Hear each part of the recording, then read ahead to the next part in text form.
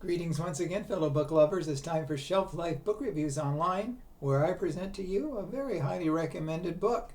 And today's book is The Unquiet Bones by Loreth and White.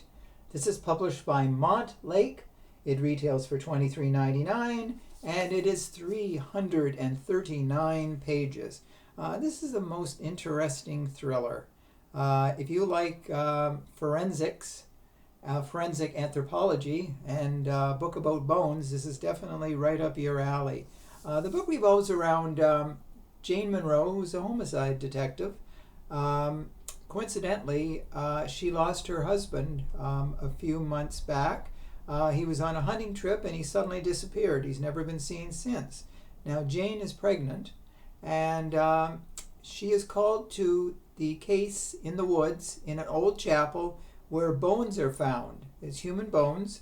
It's definitely a woman, as there are knee-high boots with platform heels, which seem to indicate the 1970s. And coincidentally, back in around 1976 or so, a woman, Annalise Jansen, went missing.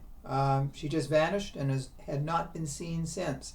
So there's speculation that this is the person who the bones belong to. Now, there's a lot of interesting people. There is a reporter, and she's a pushy reporter, and her name is Angela Shelnick, and she wants to get the story for her, news group, and she doesn't mind releasing information that should not be released. Now, as they investigate the bones, there's also a forensic anthropologist by the name of Dr. Ella Quinn, who helps Jane look at the bones and try to figure out, what era they were in and whether they were actually Annalise's bones. Now, they also find that the body was 3 months pregnant. That was something that they were shocked to find. Now, also, as part of the book, are the Shoreview Six. They are 6 friends who back in the 70s got together. They knew Annalise, and we start to wonder because they start to panic. They all get together now after 50 years, and they close ranks, and they say they do not want anyone straying from the truth of that night. So was that group responsible? Also that night, a man disappeared. There was a argument, and a van, disappeared along with the man who drove the van.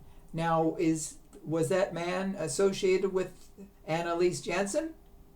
Well, it's interesting. Some have commented about this book that it's just too many characters. Yes, there are a lot of characters.